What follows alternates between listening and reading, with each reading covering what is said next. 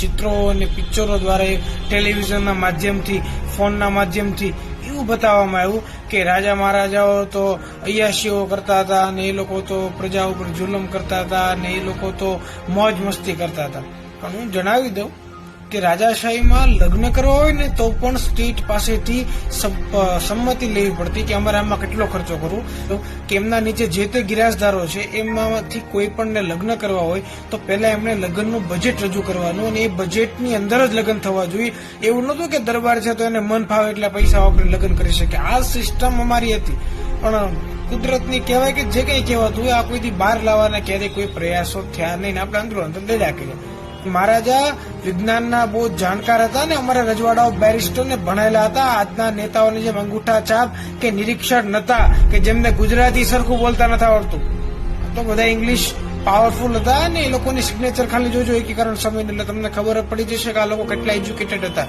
એમની પ્રજા સાથે ક્યારે દગો ન કરી શકી. જોધપુર મહારાજાએ પેન પિસ્તોલ બનાવી હતી. જે પેન હોય એમાંથી બટન દબાવવામાં આવે તો પિસ્તોલ તરીકે ગન એમાંથી ગોળી નીકળે એવું એમને બનાવેલી. અને એમણે એમના માથે રાખીને એમ કીધેલું કે મારી જોધપુરની પ્રજા સાથે તમે દગો નહીં કરતા. પણ આ લોકોએ બધા સાથે દગો કર્યો. એટલે 1971માં ઇન્દિરા ગાંધીએ આપણા સાલિયાણા અને આપણા વિશેષ અધિકારો રદ કરી દીધા. વલ્લભભાઈ પટેલે 251મી કલમ ભૂલતો ન હોય તો જયારે બંધારણમાં રજૂ કરી ત્યારે એ બોલ્યા છે કે જયારે આ લોકોએ દેશ માટે આપ્યું છે ત્યારે એક નાની એવી કોર્પોરેટર કે ધારાસભ્યની સીટ ખાલી કરવી નથી ગમતી, ટિકિટ ન આપો તો કે હું અપક્ષ લડીશ. તો આ લોકોએ તો દેશ માટે આવડું મોટું બલિદાન જયારે આપ્યું છે ને આ લોકોના બાપ દાદાઓએ પોતાના લોહીથી રંગીત આ ધરતીને કરીને અને સ્ટેટો મેળવ્યા હતા. કોઈ મફત નતું દઈ ગયું, કોઈ આમનામ ભિક્ષામાં નતું દઈ ગયું. અને રાજર્ષિ રાજા મહારાજાઓ હતા આ લોકો. અને જયારે બધું છોડીને જયારે એક સામાન્ય નાગરિક બને છે તો કેટલો મોટો આઘાત લાગી. એ તો આપણે વિચારવું જોઈએ ને ક્યારેક. કોઈ તો આખા સ્ટેટો પોતાના દાનમાં આપી દીધા. તો એ તો પોતાની આગલી પેઢીનો વિચાર છે ને, પણ એ લોકોએ વલ્લભભાઈ પટેલ ઉપર વિશ્વાસ મૂક્યો અને વિચાર્યું કે આ વ્યક્તિ અમારી સાથે દગો નહીં કરે. પણ વલ્લભભાઈ પટેલના અવસાન પછી આ લોકોએ બંધારણનું એફિડેવિટ જ બદલી નાખ્યું. અને જે સંસદ છે આ સંસદ કોઈ આ ચંદકુટર રાજકારણીઓ માટે નથી બનાવવામાં આવી. આજે આજનું તમે દિલ્હીનું સંસદ ભવન જોવો છો એ 1931 થી 41ના સમયગાળામાં ચેમ્બર ઓફ પ્રિન્સેસ હતું, નરેન્દ્ર મંડળ. ક્યારેક સમય મળે ને તો વિકીપીડિયામાં સર્ચ કરવું નરેન્દ્ર મંડળ, chamber of princess. A England વતી ઇંગ્લેન્ડના મહારાજા કે એમના વતી કોઈ પણ વ્યક્તિ આવે ને ભારતના 565માં જે ગન સેલ્યુટ સ્ટેટો હોય કે બીજા સ્ટેટો હોય એ ત્યાં ભેગા થતા અને એમનો સ્ટેટનો પ્રશ્નનું નિરાકરણ કરવામાં આવતું. આઝાદી પછી એવું નક્કી કરવામાં આવ્યું કે લોકસભામાં નેતાઓ બેસે ને રાજ્યસભામાં 565ના અડધા 250 જેટલા રજવાડાઓ જે છે એ રાજ્યસભાની અંદર બેસે કે એનું નામ હતું રાજ્યસભા. કે લોકસભામાંથી ખરડો કોઈ પણ પસાર કરવામાં આવે તો પ્રજાનો અહિત ખરડો હોય તો રાજ્યસભામાં રાજા મહારાજાઓ એને કેન્સલ કરી શકતા હતા. આ નિયમ હતો. પણ એ પણ રાજ્યસભામાં આપણા રાજા મહારાજાઓને કાઢી અને બીજા ચંદકોટર રાજકારણીઓને ભેગા કરી દેવામાં આવ્યા અને એમને બેસાડી દેવામાં આવ્યા. આ કોઈ જગ્યાએ બહાર લાવવામાં નથી આવતું. આપણે અંદરો અંદર બાંધ્યા કરી, લડ્યા કરી. કોઈ જગ્યાએ આ વાત જ બહાર લાવવામાં નથી આવી. સૌથી વધારે પૈસા ગ્વાલિયરના મહારાજા જીવાજીરાવ સિંધિયાએ 52 કરોડ આપ્યા હતા, જેની આજની કિંમત અબજો રૂપિયા થાય ને એનું હજારો ટન સોનું તમે ખરીદી શકો. 16 કરોડ રૂપિયા સૌરાષ્ટ્રના રાજા મહારાજાઓ આપ્યા હતા. ભાવનગરના મહારાજા કૃષ્ણકુમારસિંહજી કીધું કે હું ગવર્નર એમને બનાવવા આવ્યા મદ્રાસના, એમને કીધું કે હું 1 રૂપિયો પગાર લઈશ. ભારત અત્યારે સક્ષમ નથી, હું 1 રૂપિયો પગાર લઈશ લોકશાહીની સ્વીકૃતિ માટે. પણ આ કોઈ જગ્યાએ કોઈ ન્યૂઝ ચેનલમાં આપણું ભણાવવામાં નથી આવતું. ચૂંટણી ટાણે કોણ બનશે પ્રતિનિધિ, કોણ બનશે રાજા, અરે અમે લોકોએ સીટ ખાલી કરી ત્યારે તો તમે અહીંયા બેઠા છો તો અમને તો યાદ કરો. કોઈ જગ્યાએ આપણી ગેરવર્તણૂક જ બતાવવામાં આવી.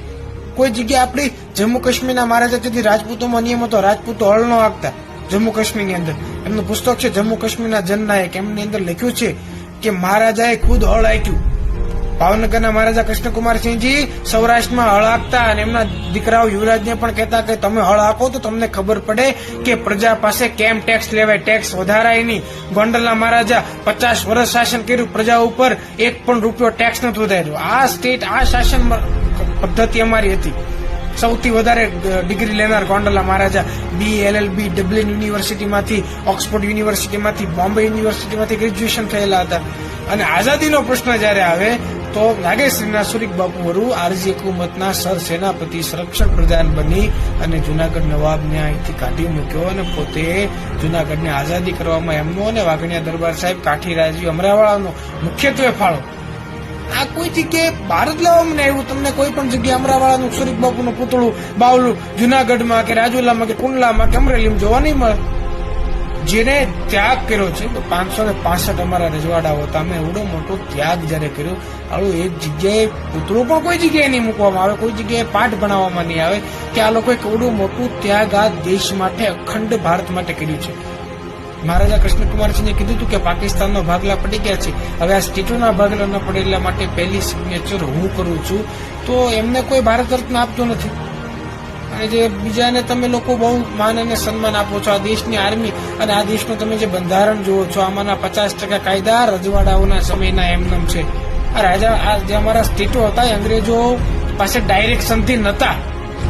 અંગ્રેજો જયારે ભારતમાં આવ્યા ત્યારે અંગ્રેજોએ કીધું કે અમે તમારી ઉપર શાસન કરીએ છીએ, પણ અમે જયારે અહીંથી જઈશું ત્યારે અમે બ્રિટિશ પેરામાઉન્ટ છે, અમે તમને સ્વતંત્ર કરી દઈશું કે તમે ભારત સાથે ભળો, પાકિસ્તાન સાથે ભળો, અથવા તો તમે સ્વતંત્ર રહો.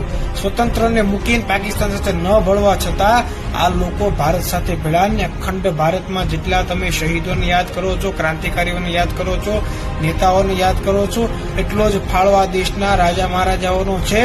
એમણે આ દેશ માટે ત્યાગ કર્યો છે, આમને નથી રહ્યા. અને અમે લોકો ચૂંટણીની અંદર ઉભા રહેતા તો 2 લાખ, જયપુરના મહારાણી ગાયત્રી દેવી 1,86,000ની લીડથી જીતા હતા. જોધપુરના રાજમાતા કૃષ્ણકુમારીસિંહજી 1,84,000ની લીડથી જીતા હતા સંસદની અંદર. તો કોંગ્રેસે શું કર્યું? આ કીધું કે આ લોકો તો જીતી જાય છે, તો અમારી ગેરવર્તણૂક ઉભી કરી. પિક્ચરો બતાવવામાં આવ્યા ઠાકોરોના, ઠાકુર કે આ લોકો તો ખરાબ હતા ને ચાબુક લઈને મારતા હતા અને પ્રજાના બળદ લઈ આવતા હતા અને આવું બધું બતાવીને અમારી એવી ખરાબ માઇનોરિટી ઉભી કરી દીધી કે દરબાર નામ પડે એટલે લોકો દરબાર એટલે કે આ લોકો તો આમ હતા. હવે આખી ખરાબ માઇનોરિટી આપણે ઉભી કરી દીધી. આ શુદ્ધ છે ગુજરાતી ભાષામાં હું તમને આનો અનુવાદ કરું છું. આ કોઈ જગ્યાએ આપણે રાજનીતિ આમાં આવતી નથી, આમાં કોઈ સાથે આપણે જોડાયેલા નથી, પણ જે અંદરની ભાવના છે કે એક સમયે જે દરબારોના રાજા સ્ટેટો, અમારું બંધારણ તેજી હતું, સ્ટેટોના પોતાના બંધારણ હતા, એટલા લોકો 50 વર્ષ આગળ જોતા હતા. અમે બનાવેલા રોડ રસ્તા આજે 75 વર્ષ છે, એમાં ડાઘ નથી લાગ્યો. તમારા બનાવેલા 2 વર્ષમાં રોડ ડેમેજ થઈ જાય છે. તો પ્રજાનું હવે તો લૂંટવાનું બંધ કરો. અમારી સાલિયાણાની રકમ 4.5 કરોડ થતી હતી એ તમે રદ કરી અને હજારો નેતાઓના પેન્શન શરૂ કરી દીધા કે જે પ્રજાના નામે પ્રજાને લૂંટે છે ને પ્રજાનું ખાય છે. તો હું નમ્ર અપીલ કરું છું કે આ રાજા મહારાજાઓએ જે બલિદાનને ત્યાગ કર્યો છે એને આપણે યાદ રાખીને નવી જનરેશન જે આવે છે એને ખ્યાલ આવે કે આ લોકોએ કેવડો મોટો ત્યાગ કર્યો છે. જય માતાજી.